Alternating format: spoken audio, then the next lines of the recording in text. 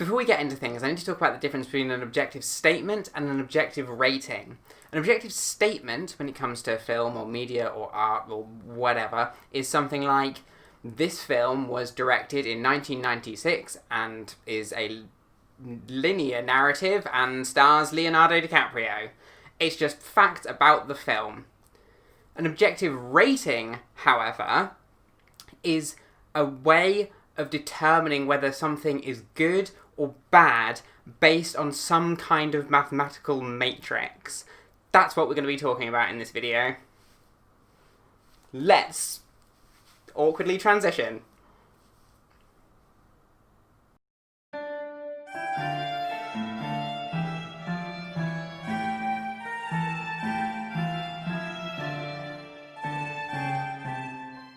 The Oxford English Dictionary, the only real dictionary, describes the word objective as of a person or his or her judgment not influenced by personal feelings in considering and representing facts, impartial, detached. Whereas the word subjective is the antonym, the opposite, with reference to the individual mind or the personal character, mental attitude, feelings, etc., etc. Anyone who uses the word objective to describe a method of art which is completely subjective is nothing but a...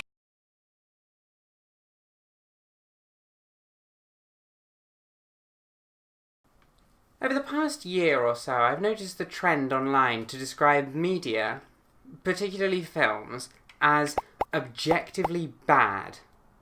Prescriptivists, like my good friend the late Lady Bridgeford, God rest her, believe that words must always mean what they have traditionally meant.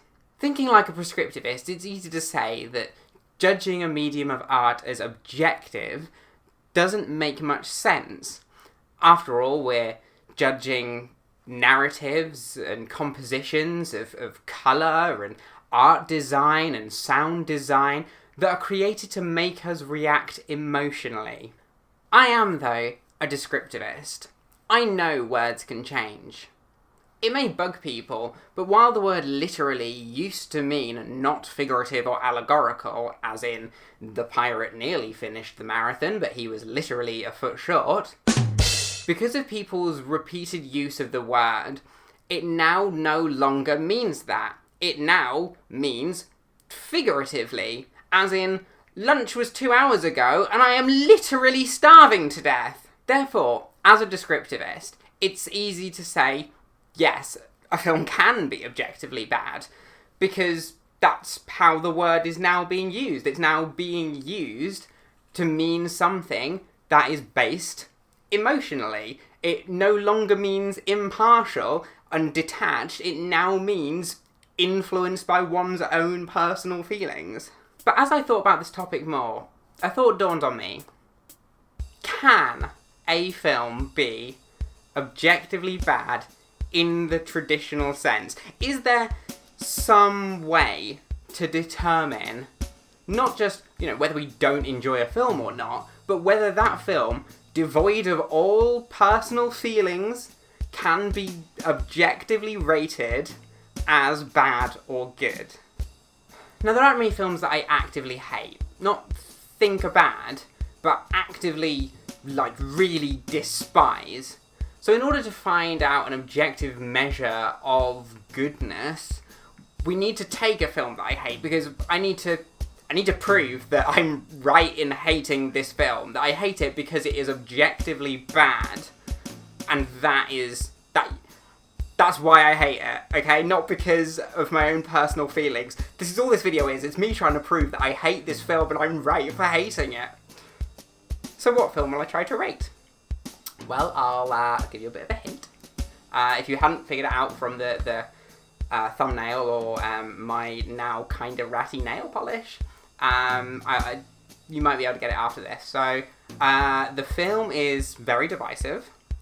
While a lot of people think that it's the best version, some people think that it doesn't really fit in with the the original stories, subverted a lot of long-standing expectations.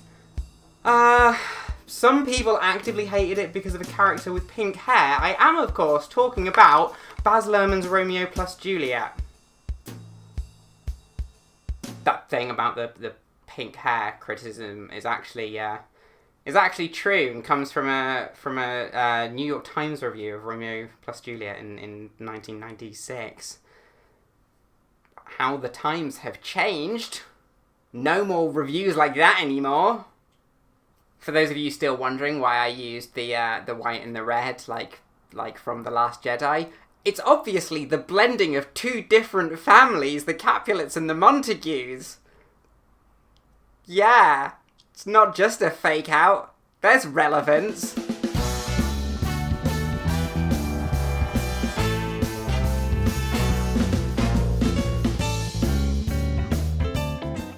Awards are a societally acceptable way of determining whether something is good or not. Production companies will often rehire people who have won awards for their films, and audiences will typically flock to the movies that have won the awards. Les Miserables, directed by Tom Hooper in 2012, won 3 Oscars and got 1 Oscar nomination for Best Picture. Because of that, Cats 2019 exists. Tom had proven that he could bring financial success and accolades to his gritty, realistic take on a musical set in the French Revolution.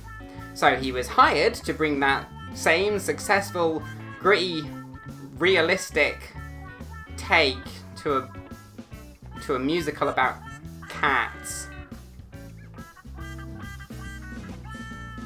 Now, in order to objectively rate Romeo plus Juliet, we need to find some metric to base our ratings on. In the movie world, the Oscars are the most prestigious awards, with the Golden Globes coming in as second, and in the third tier, you have sort of the regional awards, the less notoriety awards. For this metric, I'm purely going to be using the BAFTAs.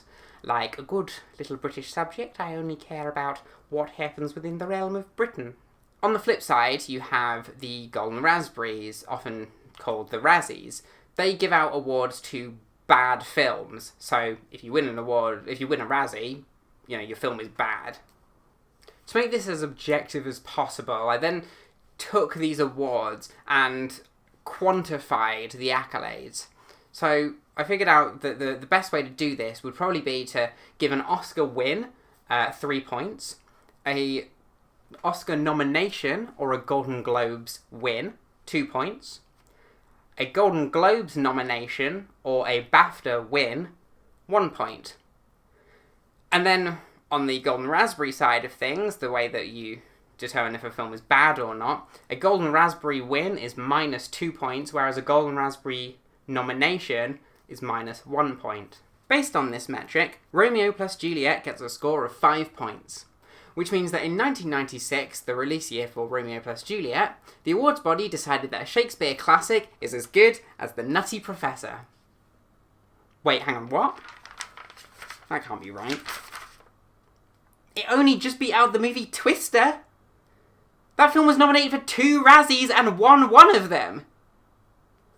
Obviously, there are a lot of flaws with this metric, even if I were to include other awards, other third-tier awards that aren't just the BAFTAs. For starters, the films are not ranked on their individual merits, but are ranked against other films. The Oscars maybe has about 100 nomination slots each year, and if a film is nominated for one category, say Best Picture, there is a really good chance that film is going to turn up in another category, like Best Director. Whenever a film is nominated into a category, that is one less slot for another film to be able to be nominated in. Scream, Mission Impossible, Matilda, all of these films scored 0 and came out the same year as Romeo plus Juliet. Does this mean that they're all bad films? By this metric, kinda, yeah. I mean, they're not objectively good films by this metric. Objectively meh. They don't have any points. They don't have negative points. but they're certainly not objectively good, because you need points for that. Every other film that was released in 1996 that wasn't nominated for any kind of award is also in that same category. Objectively meh at best, and objectively bad at worst. The other issue is that all nuance in individual categories is lost. Michael Bay's The Rock has an Oscar nomination for Best Sound. Does this mean that The Rock is as good as Kenneth Branagh's 1996 adaptation of Hamlet, which has an Oscar for Best Adapted Screenplay? Romeo plus Juliet has an Oscar nomination for Best Art Direction, not Best Adapted Screenplay. Does this mean that Hamlet is better written than Romeo plus Juliet, despite both lifting the words directly from Shakespeare? Who in the hell is making these nominations anyway? My boy Space Jam is left out in the cold while Twister gets an Oscar nomination for visual effects? How in the hell do you judge the goodness of acting? Who makes you feel something more? That's subjective as all hell. Money buys results. Money buys results. Money buys results. Film, to a lot of people within the industry, is not an art. It's a commodity. And how can you tell if a commodity is doing well? It's all about that money, baby. Money. Cash. Cheddar. Coinage. That's one for money. Coinage. The beans. Big ones. Don't take this out of context. Romeo plus Juliet was made with a budget of $14.5 million. It grossed back $11.1 million. Objective. Terrible. I'm right. Ha! It's a bad film. Except,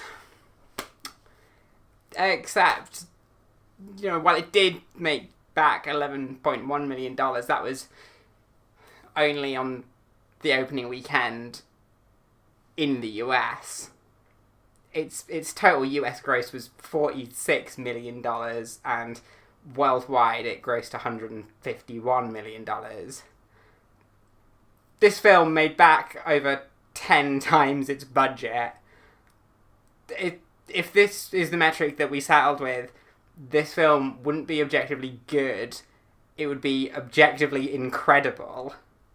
But financial success does not, I don't think, dictate quality. The Shawshank Redemption received 7 Oscar nominations, but the financial side was exceptionally rocky. The film was made on a budget of $25 million and grossed $28 million worldwide. For a film that received so much Academy praise, barely making your money back is crazy.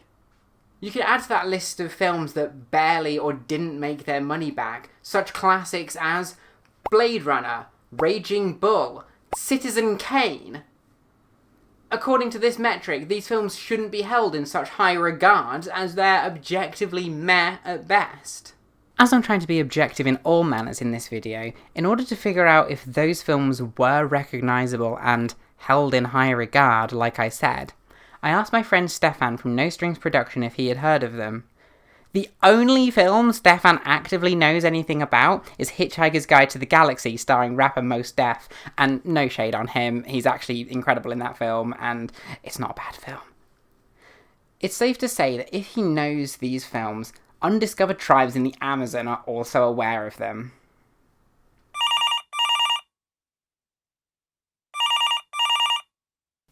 Hi Stefan, as the most film illiterate person I know, have you heard of the following films, and do you think that they are held in high regard? Raging Bull, Blade Runner, Citizen Kane. Yep. There aren't many films that don't make back their budget, which means that by this metric, there aren't many objectively bad films. Waterworld is famed for being a commercial flop, but it's only a commercial flop if you look at the US box office solely, where it only made back half of its budget. If you look at the worldwide box office, it actually grossed back more than $100 million over its budget. Which means that this is the first YouTube video that is brave and daring enough to call Waterworld an objectively good film, as is every other film. No films are objectively bad, which kind of makes this metric pointless.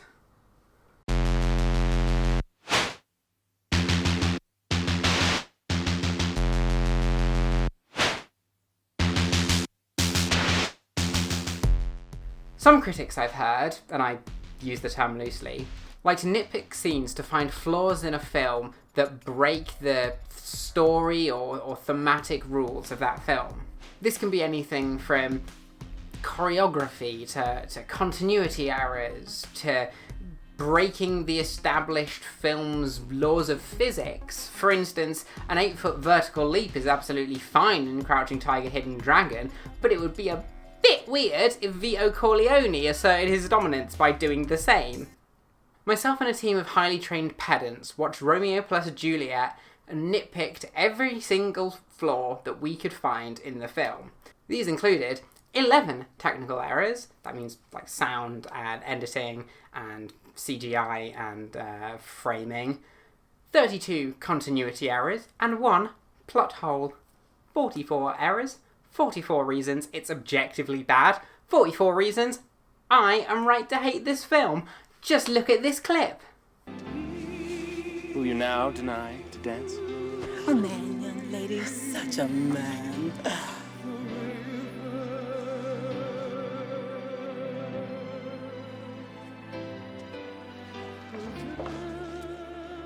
Yeah, did you see that? Totally noticeable, 100% an error that anyone would spot. How about this one?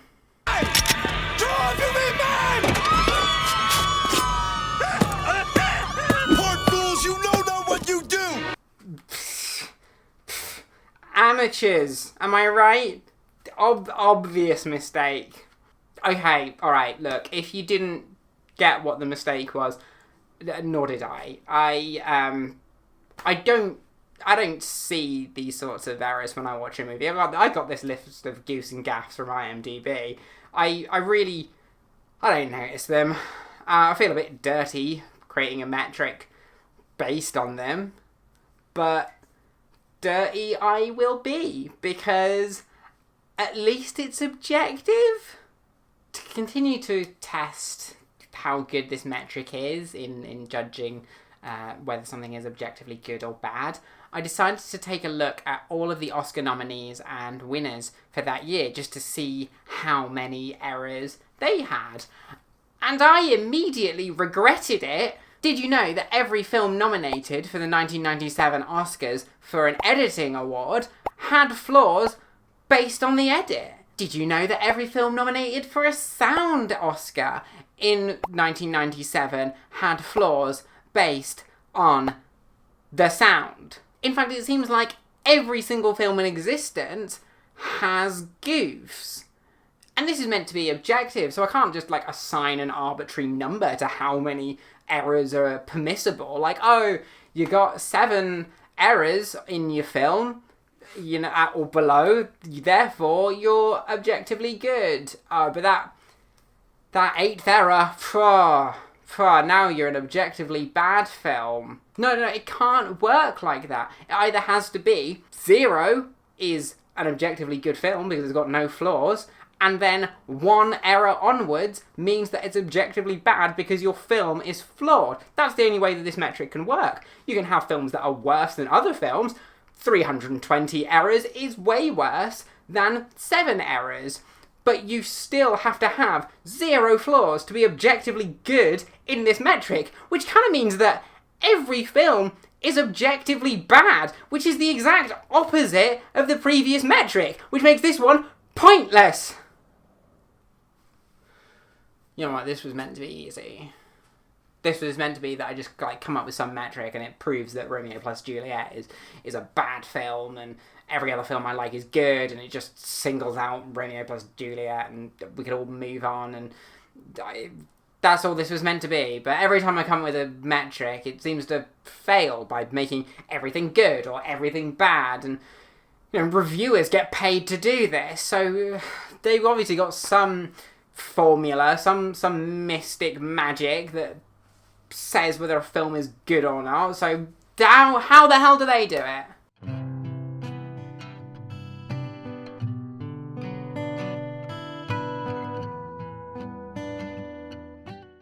Critics are a group of people paid to determine whether a film is good or bad.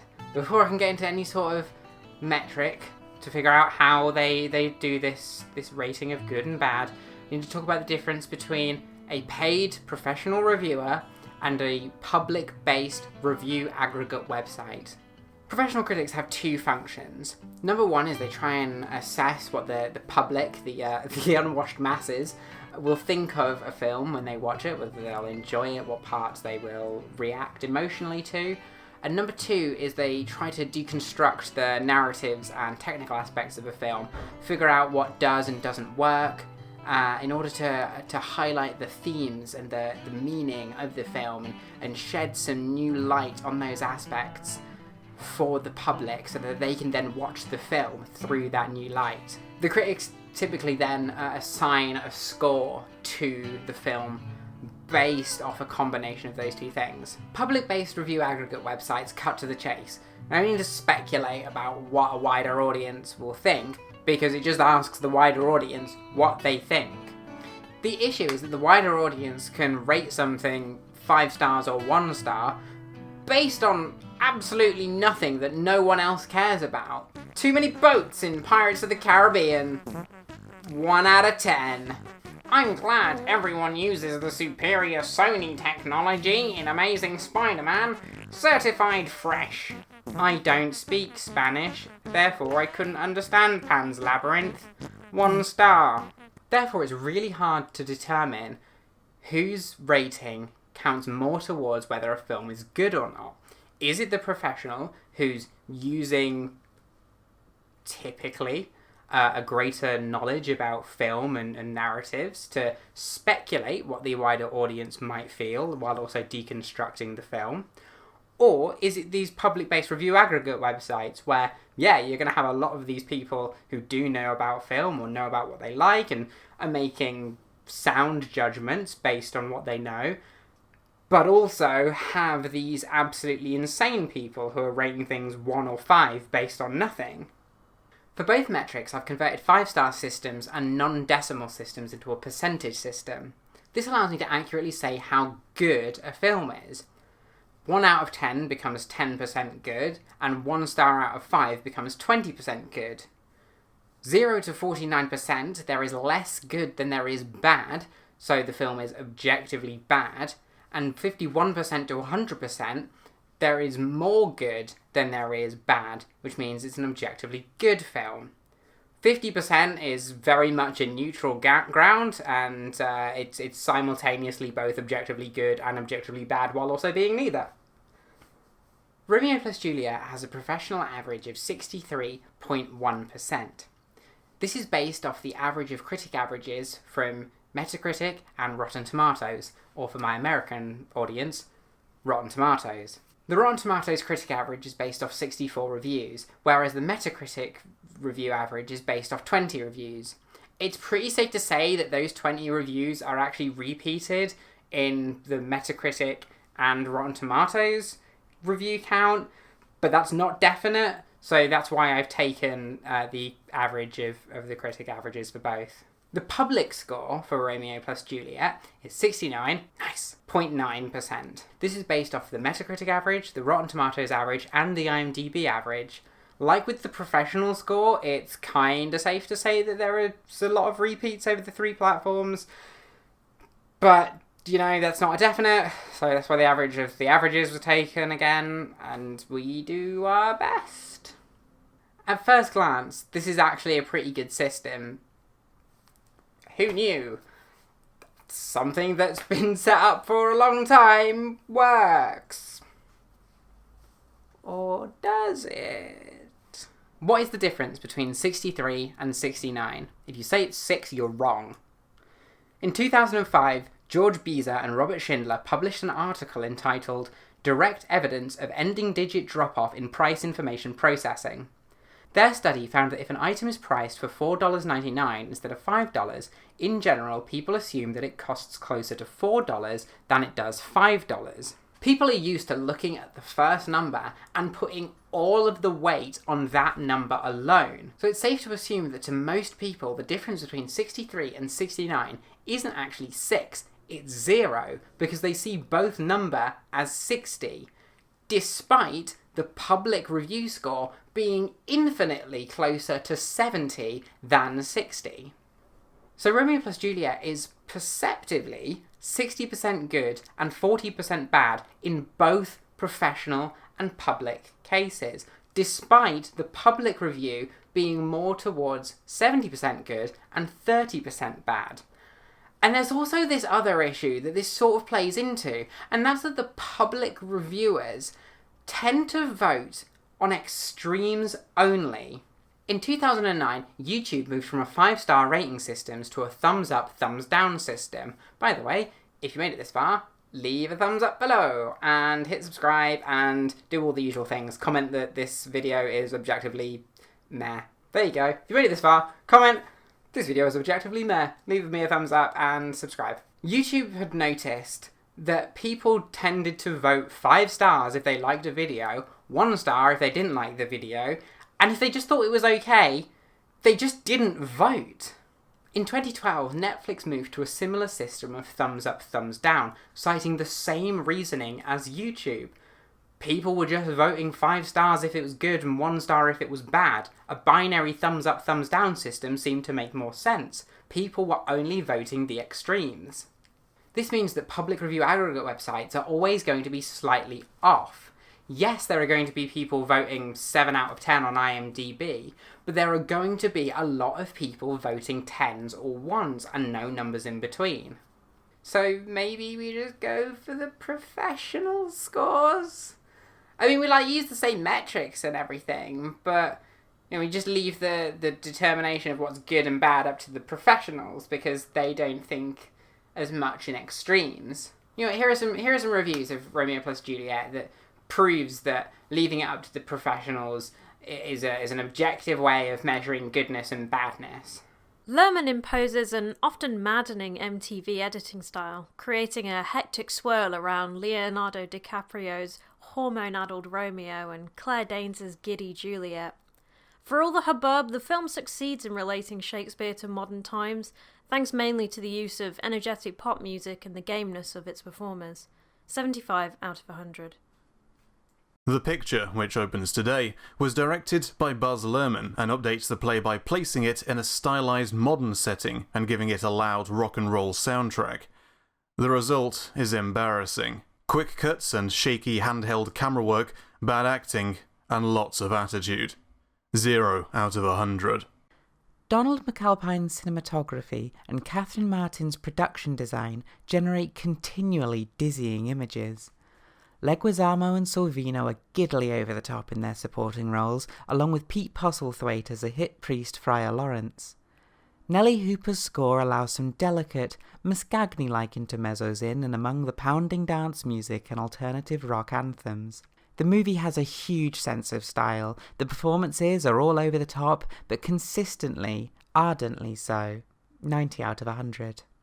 No. Hold up. I've read through these reviews and more, and all of them read very similar. They all make the point that it watches like an MTV music video. They all make the same point about how the acting is over the top and there is no subtlety in the imagery, but all of them give wildly varied scores.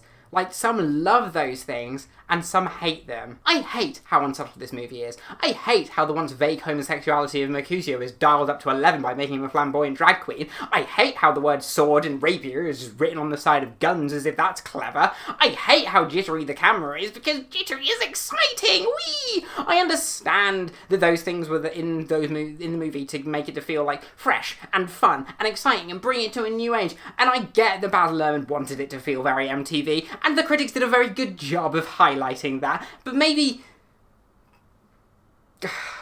that's Maybe that's why it's so hard to judge something objectively when it comes to art and movies and music and media, because we're not allowing for the intention of the artists. The writers, the editors, the cinematographers, the sound crew, the set design people, absolutely everyone who works on a movie is an artist.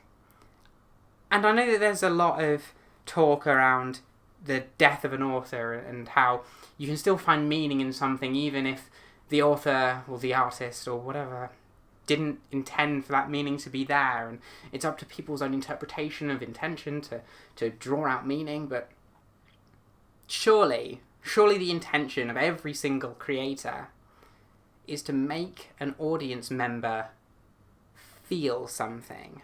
At a very base level, that is an artist's intention, to make the audience feel. And that's completely subjective. Unless we get a consensus of, did you feel during that movie? We can't really give it an objective rating. And we get so caught up in this idea that you have to be right all the time, that we can't allow other people to feel something different to us. Here is the end of the video. That was a thing. That's all I've got to say on that. And there's some credits, and there's a thank you to that person. Wow, look at them go. It was probably Stefan or Joe Parfit. One of those two. It's like only two people to thank. There ain't no one patronising this. Credits to probably Incompetech. That's royalty-free music. Maybe I'm using stems this time. I don't know. I don't know what I'm doing with this video in the edit yet. There's a special thanks to my pet giant African land snails I'm getting soon. Special thanks to them in the future. Who knows if I have them by this point in time? I don't know. By the time you're watching this, I mean. Obviously, if it's like 6 years from now, I probably do, but if it's the day of release, who knows? How about you ask me about it in the comments? Anyone joined any good cults lately?